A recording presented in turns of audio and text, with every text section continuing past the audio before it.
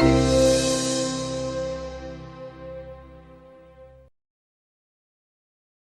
be talking about a recent innovation, the Compassion course online. And so just to give a little bit of background for you, Thom, that you had worked as an engineer in environmental engineering, then had worked in the 80s, bringing your career there, doing trainings for Fortune 500 companies. Mm-hmm. Yeah. And then I guess it was about early 2000s, you discovered the approach, the practices promoted by Marshall Rosenberg. Yeah. So nonviolent communication, Yes. and it led to a big like a shift in your career and your work. And so Yes. maybe we can start there. Yeah. Yeah, it was right around the turn of the century. I read a book called Nonviolent Communication, A Language of Life. And by the time I finished reading chapter 1, it kind of hit me. I'd found what I was looking for. And what I was looking for was like a skill set, a set of concepts, ideas that we could use to actually get along better, frankly, just to be able to move through conflict. And I'd been looking for a long time and hadn't found anything that really resonated with me. And then I read this book, and kind of the rest was history. I actually, when I read the book, I was involved in actually alternative energy, and we were applying, I had an energy services company, and we would apply technology to buildings, basically. And so when I saw this, I sold my company because I thought this was really exciting, that I could apply this new technology that we call nonviolent communication, or it's also called compassionate communication. So I was really excited about using this new technology, which is obviously more human-oriented as opposed to building-oriented. And yeah. Sure. So kind of seeing some of the same approaches in terms of thinking of engineering in terms of building or like creating like artifacts in the world, and then actually noticing some of the connections or noticing some of the patterns or approaches that you were discovering with NVC. Is that right? Yeah, that was very specific. And really what Marshall Rosenberg, the guy who wrote that book, had discovered it over a 30-year period. He had been studying what connects people and what disconnects people. And so he had really just kind of sussed out that when we can pay attention to when we can bring our focus to our needs, which are universal, right, our universal human needs, that when we do that, we're way more likely to be able to understand one another. So that's helpful to actually get to the core of this approach. And so we do actually have some needs over here. And maybe you can share more about like what's that all about for people who aren't familiar with this? Yeah, well, one of the things we do is we define needs very specifically. And it's not like I need a car or I need a house or I need a spouse. It's really what is it that motivates us to do. Actually, you could look at this as what motivates us to do every single thing we do. In other words, we can look at all human behavior from a perspective of needs.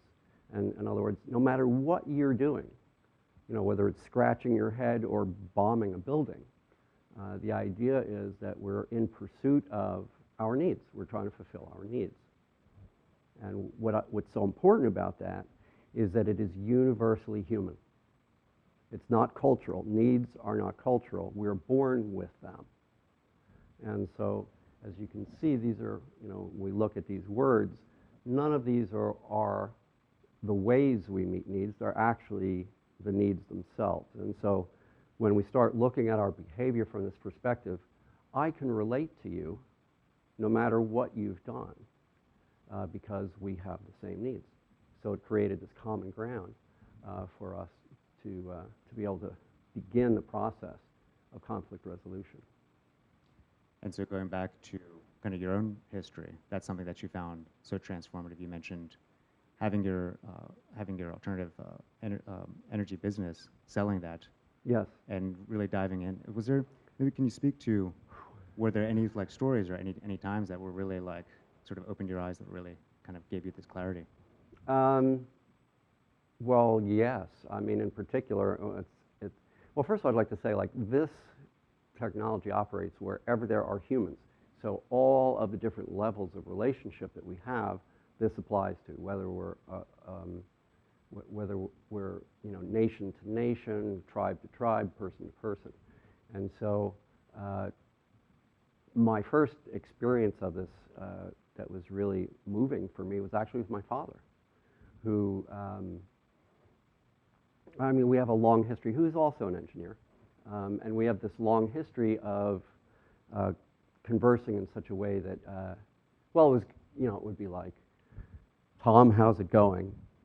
My father would say, and I would say, well, we're fine, we're doing this, we're doing that, and in particular, we had just started NYC, NBC, and I had this conversation with him where, he said, how's it going? I said, well, it's going great. We got all this, we had a lot of, it's true, we had a lot of activity, people were getting interested, and so he came back as he would normally do.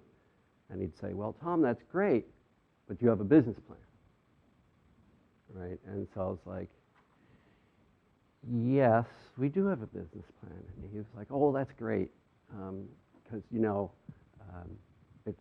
got to have a business plan. Is it in writing? So we had had this conversation for decades, literally decades. And, I would tell him what I was doing. He'd tell me what I was doing wrong. And so this went on. So I was like, yes, we have a business plan, and it's in writing. He says, well, that's good. Does your business plan have a Gantt chart? Because it's got to have a Gantt chart. And so I was swimming in this old conversation that we had over and over and over again. And, at one point, I was, eyeing the exits of the room, and so the conversation continued, and finally he said, well, Thom, it's great that you have a business plan, it's great that you've got a Gantt chart, but none of that matters. None of that matters because you really have to get your act together. Wow. You can't just talk about this or even just write about it. You have to get out there and do it. And so I was just so tense. And then I remembered this phrase that we have, in nonviolent communication, which is everything we do to meet a need. And so somehow that got into my head, luckily. And I was thinking, okay, everything we do to meet a need. What need could he possibly be trying to meet here? By beating me up like this. And it was an amazing moment in my life because I actually thought about it for a minute. And then it hit me. I was like, Dad, so is it that you'd really like me to do well out there, and you'd love it if I benefited from your experience, right? So I'm thinking, what is he trying to do here? And so I asked him that. You just want me to benefit from your experience? And he was like,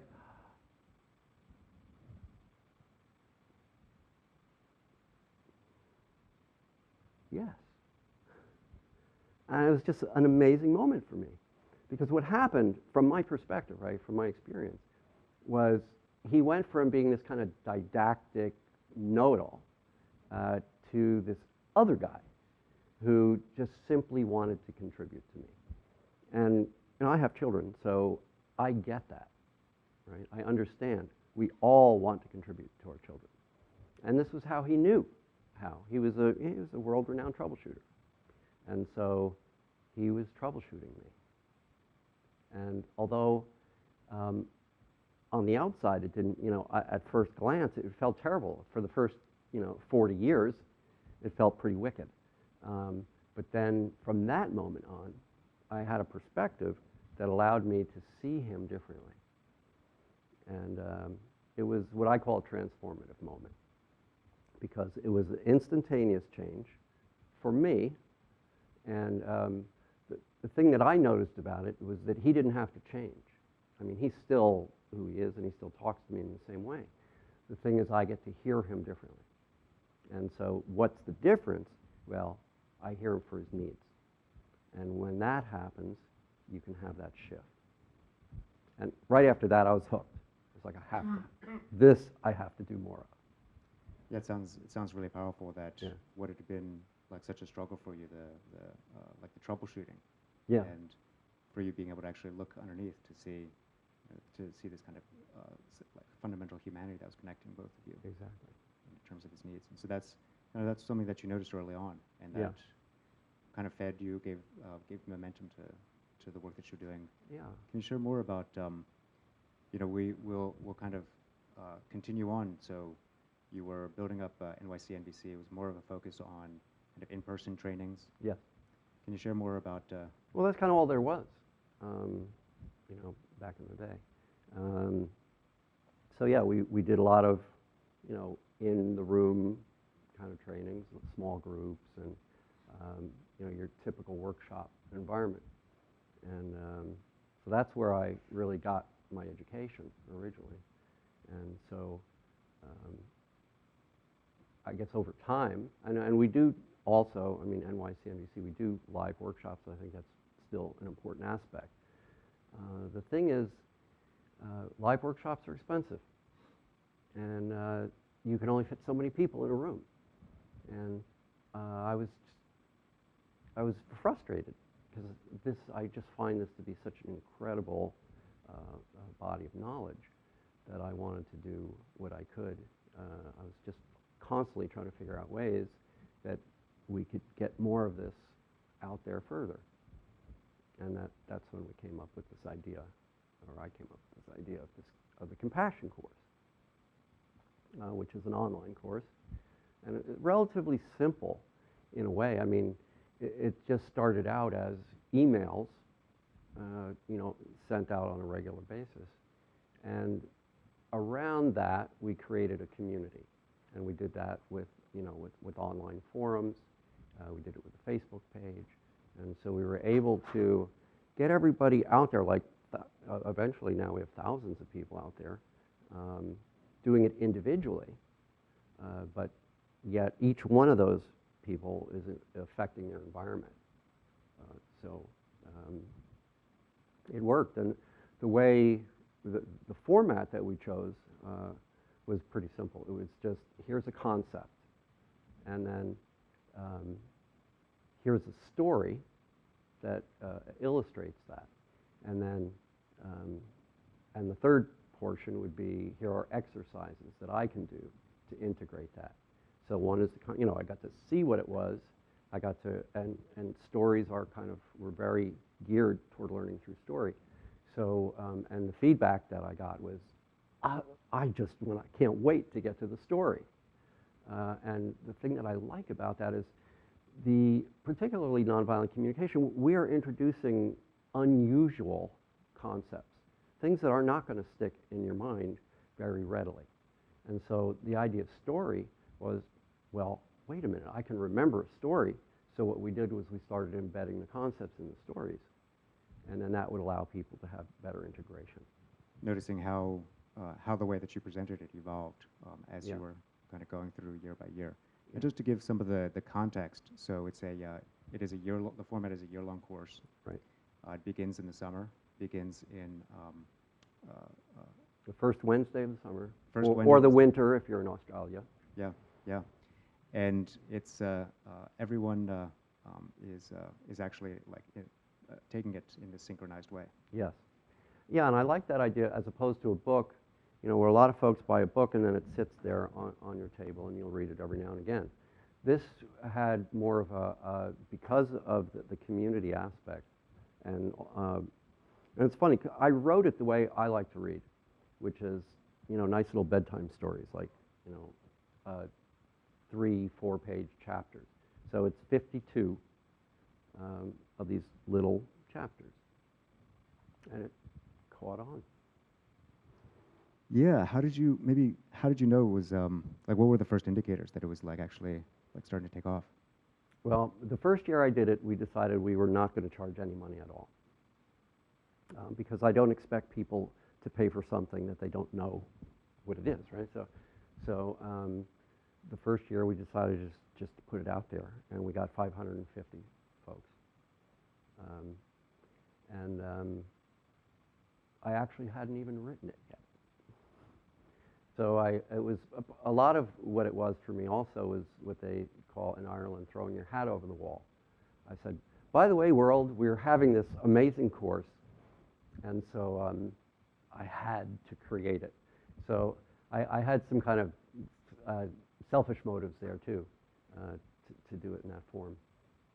It's funny at the start where we talk about like actually validating the idea, you know, like putting it out there, putting the idea out there, seeing if actually people are, if it grabs people. Yeah, and it did. 550 people was a lot more. I mean, the most I'd ever had in a workshop was maybe 60 or 70 people. So the idea of being able to reach 550 people is pretty exciting. So we really didn't know how it was going to grow or not grow from there until the second year. And the second year we monetized, kind of. And the idea was we picked $1 a week. It was kind of a random thing, but we thought $52.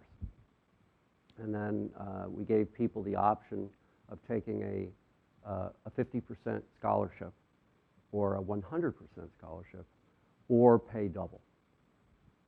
And it was an experiment, really. And it turned out that our average registration was coming, you know, dollars per registration ended up being kind of feasible, which it was like in the 20s. And what I loved about that was it was really working in terms of getting it out there, but yet it was bringing us some support so we could continue our work. So there was no actual profit margin that we were, you know, trying to pay attention to. We were just hoping the numbers would all add up. The other thing is that we were able to accomplish a lot with just a few people, thanks to the internet. Yeah, say more about that, because that's definitely something that, you know, talking about the sort of older approach or the traditional approach of the in-person trainings. Right. And then leveraging technology. So can you share more about like what that looks like? Well, the idea was, right, to keep it high touch, even though it was somewhat high tech. And so I think where we really started to see it was important was in the forums. That, and the other thing that we did was we did conference calls in the beginning, once a month. And then last year we decided to switch over, and we're always trying to think, okay, how can we make this better? How can we make this better? And so last year we decided we were going to move into video. Not just a phone conference, but to move to a video format and phone. We did both. I think what was important about this for me was the reach. You know, whether, and the scalability / reach, right? Like it didn't matter if I was sending, whether it said 550 on there or 5,000. I mean, it was just you pushed the button and away it went. And so it was like, we got the printing press.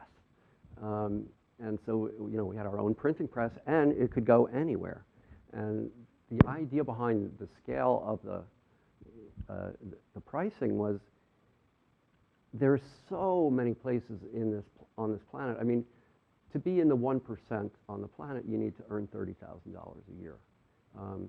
So if you start realizing, you know, how finances or how the economy runs on a global level, there's no way you would ever, it would be unconscionable to pay for a workshop as opposed to feeding your children.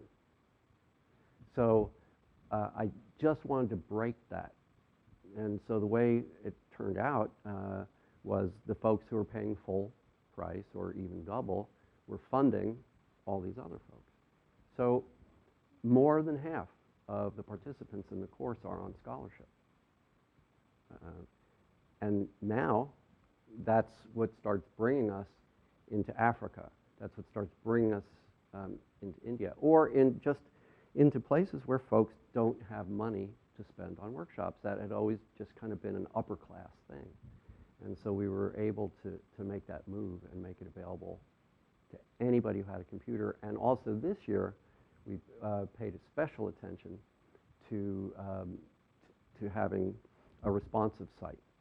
because as it turned out, I mean, most of the, when we're going into underdeveloped or less developed countries, it's all about the phone. And so we were able to really make it usable this year by phone. Even our conference calls, our, the video calls, you can still And along the way, you've been translating the material into additional languages. Yeah. Well, I think another really important thing that we paid attention to was to make the course good enough that people would tell their friends about it. Because we figure we're never going to be able to market this thing into the world. It had to market itself into the world. And so if our participants weren't out there telling everybody, we would not be anywhere close to where we are. I found out about it from a friend, is our overwhelming largest source of registrations. And so that was really important for us to see, because then, that's super efficient when it comes to marketing, because all of our participants were marketing for us. Getting the strong word of mouth. Yeah. So earlier you mentioned how to make it high touch Yeah. while still being high tech, which it fundamentally is. Yeah. Can you speak more like, because one of the challenges, the theme of this discussion, it's teaching compassion at scale. Yes. And so much of it is, well, so I'm curious, like, what are the ways that you're seeing that people are not just kind of learning it, but actually experiencing kind of transformative change? I would say every 2 days, I get an email or a phone call or something from somebody saying, thank you for changing my life. So the feedback was just coming. So we knew it was working. And the other feedback is, if people tell their friends about it, then you know it had to have an effect on them. Otherwise, they wouldn't do that. And so that was really important for us, to see that we were making it so that it was, that the course was enjoyable enough, that it was, that it had enough impact that that it would spread itself, really. Because we don't have the resources to market to the entire world. We need the world to help us. And that's exactly what's happening. And in terms of other languages, was another great piece of feedback, is that people would start calling up and saying, can we translate your course, please? And so we've we've accomplished that in German and in Arabic and in Spanish now for this year. We're going to be offering it in Spanish. Oh yeah, in English. And then we have projects now where we have folks. We have a Russian project right now and a Finnish project right now, and there's a French project that's half done right now. So it also sounds a lot like the open source world, where software is developed in this collaborative way, like internationally, through the internet. The question that I want to come back to you then is, if people are volunteering, helping with, doing the translation, like supporting the class in these ways, how do you ensure that there's the quality that you're looking for? How do you ensure integrity? That's funny. That's about the next thing I was going to talk about, which is relationship. And particularly the work that we do is we play with words a lot as a way of developing a consciousness. We use the word needs or we use the word feelings, and we define them and then pursue that understanding. So it's really important to find somebody who understands not just the other language, but also understands the work, which is why, for example, it was 4 years in the making before the German course came out, because I want to develop, and likewise for the Arabic course. So what I'm looking for is not just somebody to translate, but somebody who understands the work. And so, and I develop those people. When they come to me, I will help develop them. We haven't actually recruited at all. And the idea behind that was when somebody comes to us, we know they're pre-motivated. And so that the group that I work with is completely motivated. There's no having to push, pull, or anything. And so we would work together for years before I was ready to let it out of the oven. because there are, um, it's, you need to really know your stuff in order to teach this at a very beginning level. Yeah, it sounds kind of counterintuitive. Can you share more? Well, I mean, think about it. When you introduce something, everything's open for question, right? And so, and I love it when people try to kick the tires, but you never know what that's going to look like, right? So you have to have every answer. And the way you have every answer in this work is by really understanding the concept. So you don't have to know what they're going to ask you. You just have to understand the concepts deeply enough so that when that question comes, you apply that, and then you come up with an answer. And so it was that level that we needed to get to in order for this to really be successful. And so we're very carefully developing at least one person. The other thing is when you do translations, it was important to have readers who don't really know the work. So in each language, we also had readers who would be like a test case for us as well. Sure, sure. Like, is this understandable? Right, for a civilian, not just for somebody who really practices this work. Yeah. So you mentioned the course starting off, I think, in around 2010, 2011, Yeah. with around 500. Yes. And then actually increasing about 1,000 per year. Yeah, increasing, and to the point where so far over 12,000 people have Taking the course. Yeah. have taken the course. Yeah, and then it's growing each year. Yes, and at this rate, well, we're going into our 7th year right now, and it looks like our growth rate's increasing. So that's kind of exciting. Yeah, the kind of word of mouth, continues to accelerate. Well, and I also believe, just in the spiral dynamics of life, that the planet is more open to this right now than it was 7 years ago. So there's a couple of things going on. I think there's like a spiritual, cultural shift happening on the planet, which has people leaning toward this. The other thing is that we've developed now, originally we were just our own kind of, we didn't work with anybody else, but this, over the years, we've developed partners. So we work, with Charter for Compassion, or we work with CNBC, which is an international NBC organization. And so I suspect what's happening is as this work becomes more acceptable in common culture, we're going to have more and more organizations that already exist in common culture shifting into being ready for this. So one of those areas is in clergy, for example. We have a lot of success because every religion around has a compassionate component to it. In Arabic, it's called Al-Taraham, which is one of the names of God, which is the compassionate God. In Germany, it's Mitgefühl aus Weg. So we pay attention to that as well. Yeah, yeah. I also do want to open it up for questions from the audience. Based on, let's see, so we had a chance to talk about your experience, how you first learned about this, your experience with building NYC-NBC, more recently the Compassion course online. Yes. One thing I'm curious about is what do you envision for this? You mentioned a little bit about this change for the future. So we're also interested in hearing like where you envision this going.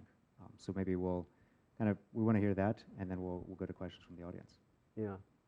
I'm a very patient man, and I think that's probably important for me because a lot of folks, when they find out about something like this, say, wow, this is great. Let's do it in all the schools and in all, and let's bring it out to all the corporations. And the thing is, when you look at least the way I'm approaching this, is that this particular kind of shift in consciousness is an individual affair. And so the idea of going out and saying, well, we're going to teach our whole school to change its consciousness is tricky business. And so the way I look at this is it's like, I just want to change one person 5,000 times, 10,000, right? 10,000 times. And so that's the approach we're taking, and that's very different than doing an institutional approach, right, or an organizational approach. It's really just an individual approach. And so my thinking is, my hope is that one day, somebody says, oh, well, so-and-so, it'd be great if, the President of the United States had this. And I suspect one day the President of the United States will have this, but it's not going to be because they took it in a course at the White House. It's because they learned it when they were children. Interesting, yeah. Just that it becomes this kind of lifelong kind of learning and application. It's a massive shift. I mean, it's a huge shift in how it is we are doing business as a human being. I mean, I mean, for thousands and thousands of years, we've been operating on who's right and who's wrong. And what we're asking people to do is understand that who's right and who's wrong was useful and has a certain use, but it's not the end-all be-all. The end-all be-all is how can we make things better? That's kind of how I look at it. And so, yeah, sometimes who's right and wrong is important in how to make something better, but not that much, right? And so what kind of seems to have happened is that who's right and who's wrong is more important than making things better. And what NVC does, what nonviolent communication does, is it helps us understand that who's right and who's wrong only matters to the extent that we want to make things better. And so the idea behind the, using the words and using the consciousness is to help bring us to kind of that mindset. Why isn't it something that somebody could, like, just take a class or in a day? You mentioned this kind of institutional approach, which is the way that like a lot of learning or a lot of teaching is done, at least. It might be like a day long or like a week long. Yeah. But you don't see that that's something that, or can you share more? Yeah. It's not information. This isn't just information, right? This is a way to reorganize how you use your mind and your body, really, for that matter, the whole human package.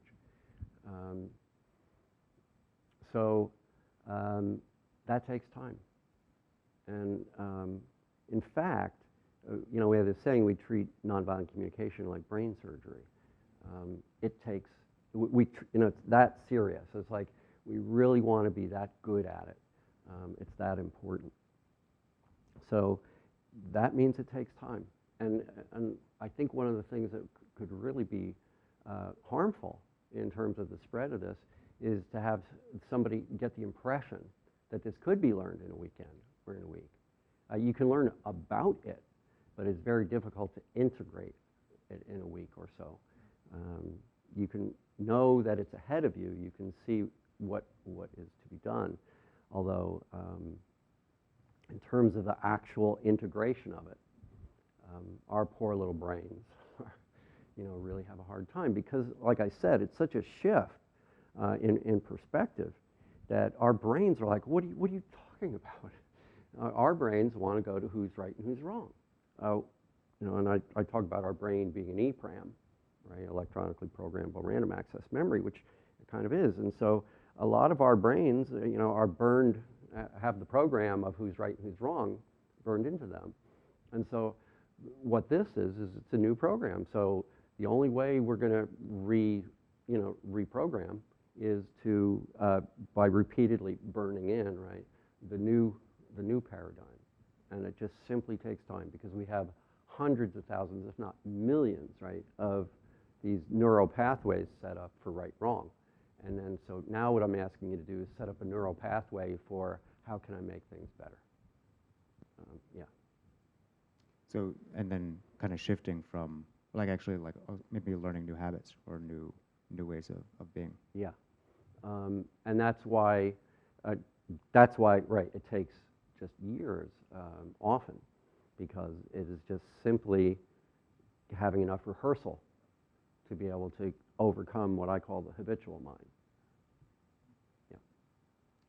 So I know also, coming back to the theme around, teaching compassion at scale. Yeah.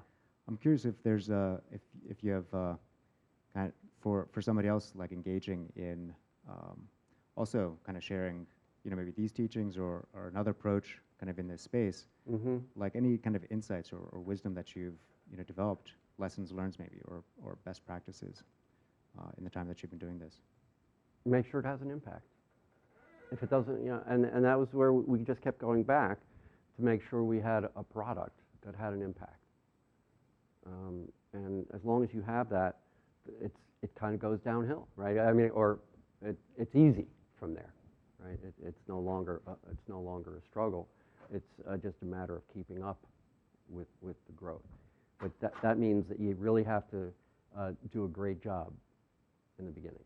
You have to go to the drawing board, and you have to make sure you have an amazing product that's going to have an impact on people, and then the rest just happens, right? It's kind of like the lazy way to do it, in a way. Just starting off with something that has impact, that works, and then building. Right. So it manages, it markets itself. And so that was one of the things, and it's every year we work on making the course a little better. So. Yeah. So this continues, like iterating and improvement. Mm-hmm. Yeah. Yeah, and that could be, a technological improvement like this year when we went to video and telephone, or it could be an editing improvement in the actual content of the course to make it just a little crisper or a little more understandable. Yeah. So we're coming to the end. Let's actually check in terms of time. Yeah. So we have a few minutes left, but we do want to open it up for questions from the audience about anything that we've covered so far. So NEC is hard. I've tried it inside. So I'll go ahead and repeat the question for the recording, that for somebody who's just learning this, it seems so simple, but then actually putting into practice, it can be hard. Yes. And when can you actually, and it can be kind of awkward, and when do you see that shift happening? Yeah. So it is simple and hard, right? I liken it to picking up a 500-pound barbell. Really simple action, right? You bend down, you pick it up, no biggie. That said, it's hard. And so I really do see nonviolent communication that way. So why is it hard?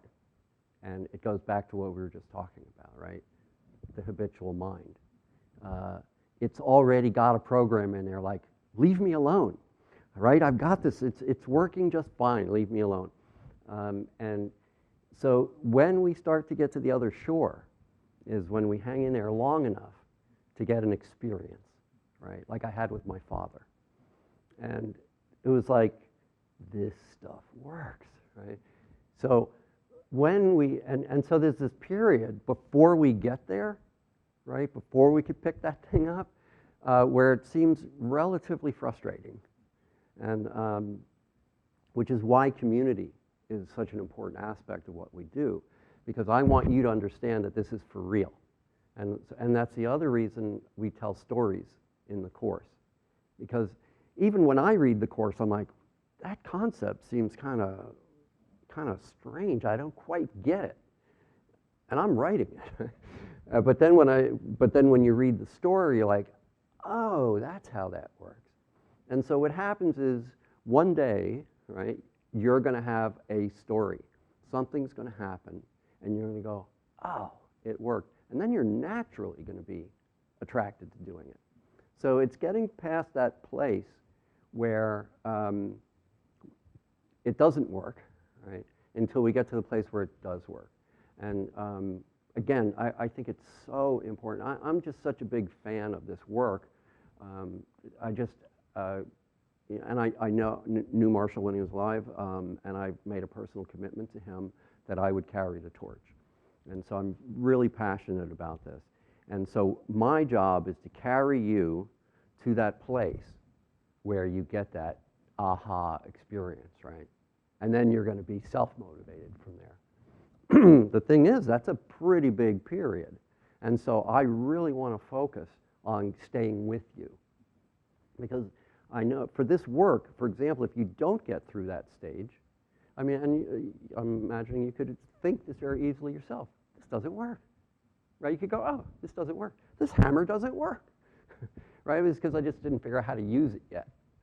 And so that's my goal, right? Is to allow you or to support you to get through that beginning period where it almost feels like, you know, that formulation period, right? Where we're putting 10 in and we're getting 1 out. And it's that day when you put 1 in and get 1 out that you're hooked, right? Where you go, oh, okay, it worked. Yeah, and so that's what my life's all about, actually, is getting you to that place. Yeah, I didn't realize that in the beginning. I thought, oh, we'll just teach this stuff and everybody will get it, you know. But the problem is there's community for the right-wrong thinking, right? There's plenty of community, right, for judgment. So we needed to have another community to help us, you know, us social creatures, you know, be ourselves. What do you see as the differences in terms of like supporting and fostering community for this kind of work, both in person, like locally within the New York area, versus internationally and you know, across different languages and cultures? Well, we have the way we're doing it. I mean, we're doing it online. We have a regular, like, old-fashioned forum, you know, message forum, and then we also have a number of Facebook pages where people can go and connect.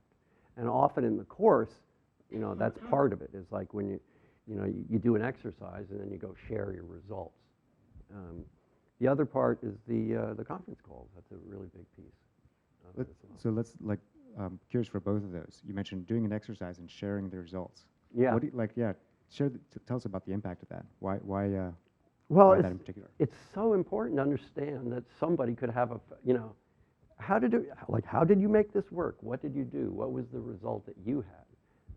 And then that helps pave a way for others. So the more folks we have in the mix, the more cross-pollination we get, and the more inspiration we get, and therefore the more results we get. Wow. Yeah. So actually, it's kind of people sharing their own experiences, like you had, you know, with your father, sharing the stories that they're noticing, the shifts in perspective that they're experiencing, Exactly, and creating kind of more momentum. yeah, that's for sure. Great. Another question. Any other questions? Yeah.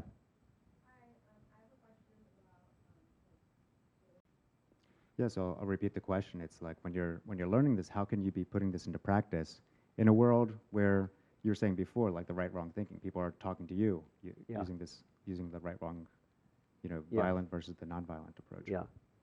Well, so the first part is to have it living inside me, and then I have the opportunity, once I have that awareness, once I have what I call needs awareness, right, then I can share that perspective with somebody. I can share my consciousness with them. I don't, like, for example, my father, right? He didn't, if I said, well, what are you needing right now? He would say, I need you to get your act together, right? But instead, I put it in a way that he could connect to. And so that's one of the things we can do as we express.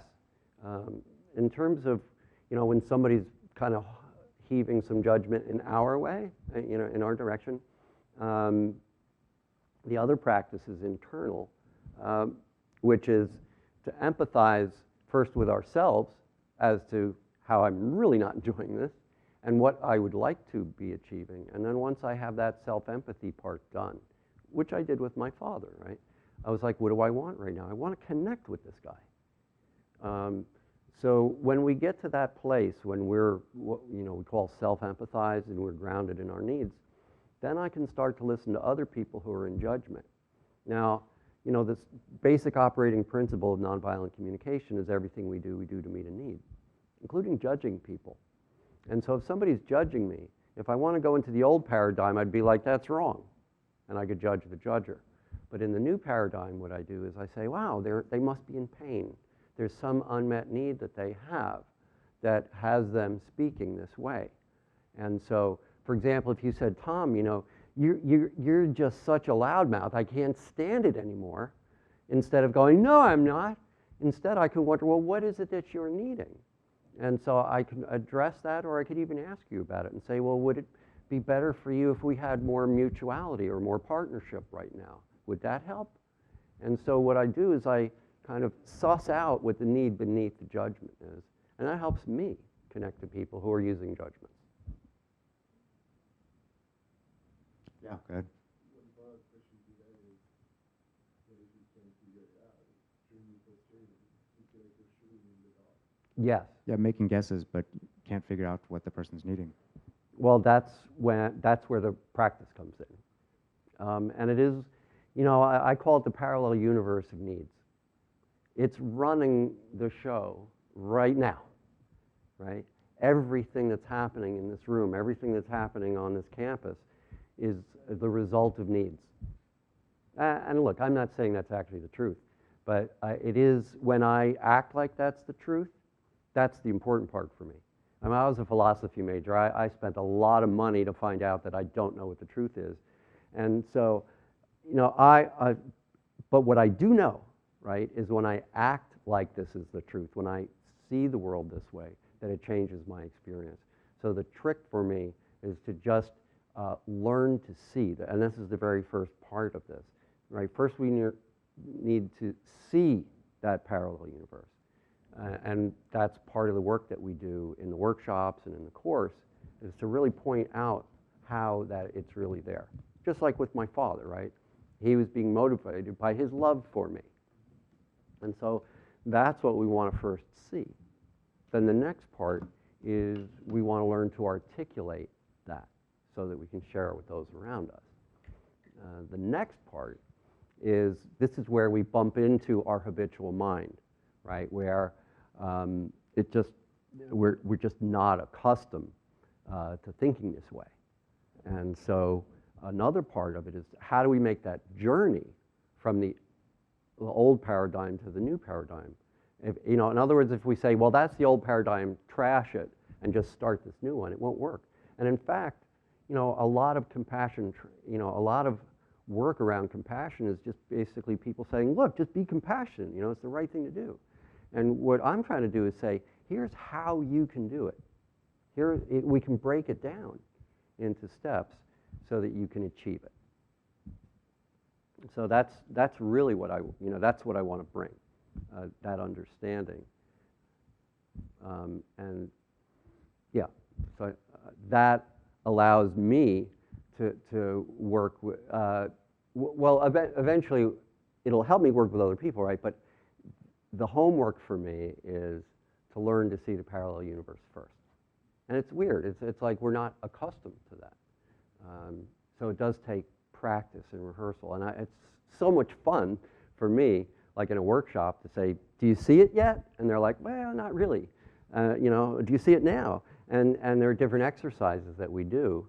You know, like I would tell you, you know, for example, I'll think, well, okay, what do I do to meet my need for communion?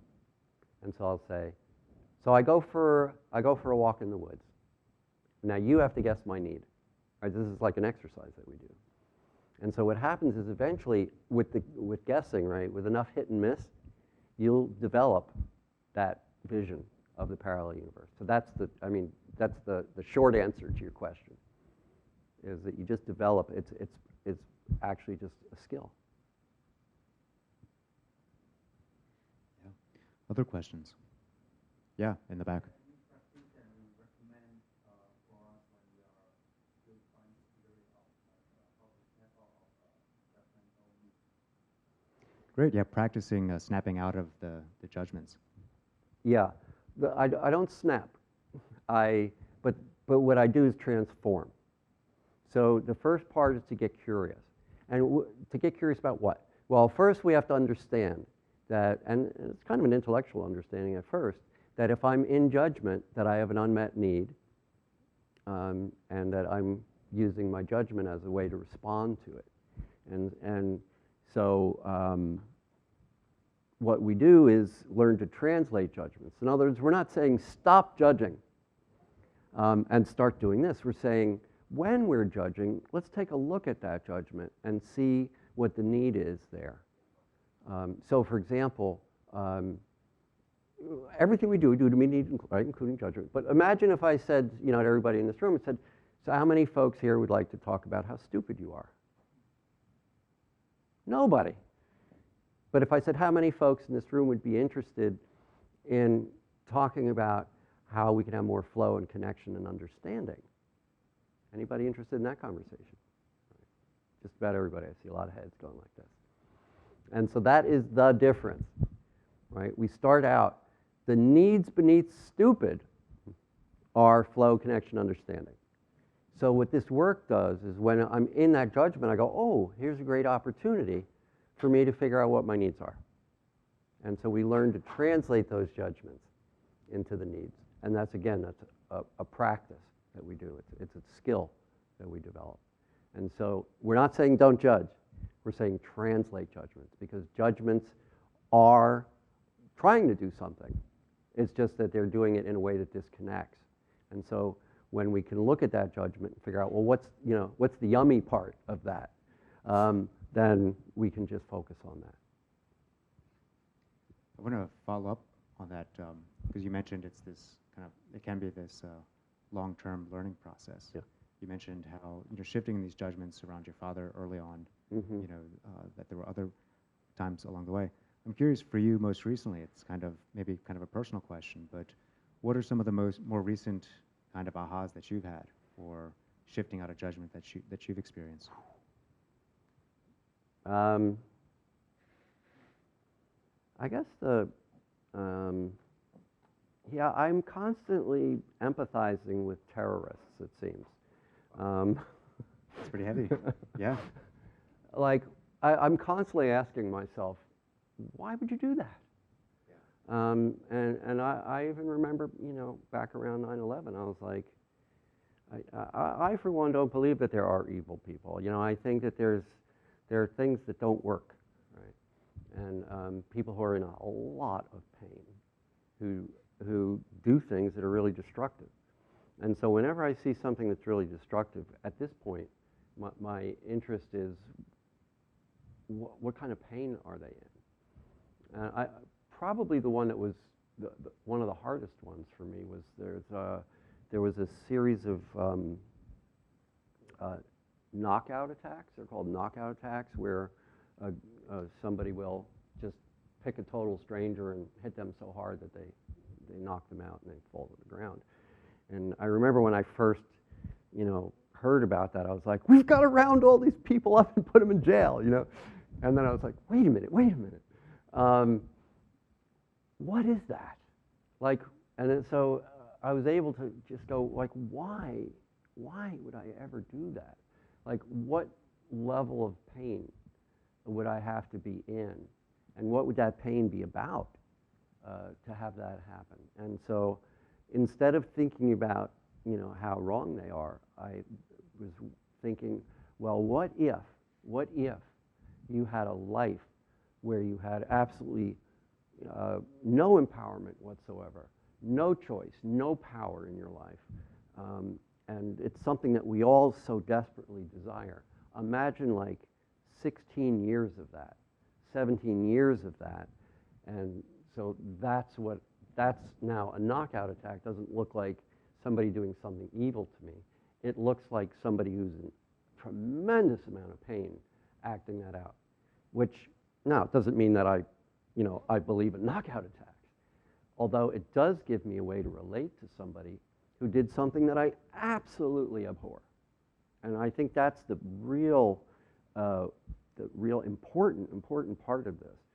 And that is that this work allows us to connect to people who have done things that we absolutely can't stand. And I think if we can't do that, how are we ever going to get back on track as a globe? Because somebody's always doing something. I'm doing things that I don't like. So somebody's always doing something I don't like. So if that's going to stop us from being able to relate to one another, I think we're in trouble. So this work allows us to make a connection, even though somebody's doing something we don't like, or even something we abhor. I mean, one of the real challenges, like in political discussion, somebody might say, so people will often say, like, well, this person who's doing knockout attack, a terrorist, they don't deserve to be related to. They don't deserve empathy. Right. How do you respond to that? Wow, I don't think I've heard that yet. Although, if somebody said that, I would empathize with them, the person who is saying that. Because in order for them to say that, they've got their own package of pain that they're carrying around. So I wouldn't argue with that. All right, I would empathize with that. Making guesses about what they might be needing. Right, and valuing. Uh-huh. Yeah, thanks. Other questions?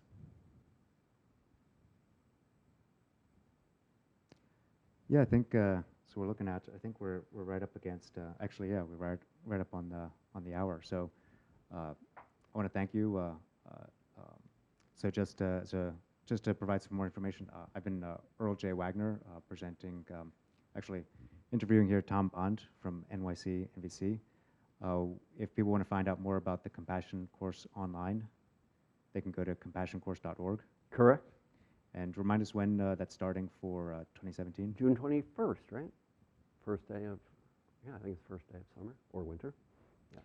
Great. And so for folks here within the Google community, if you're wanting to participate in a local group, you can go to Go Compassion Course, Compassion course. And Thom, I want to thank you for joining us for this discussion. Thanks. Thanks, everybody.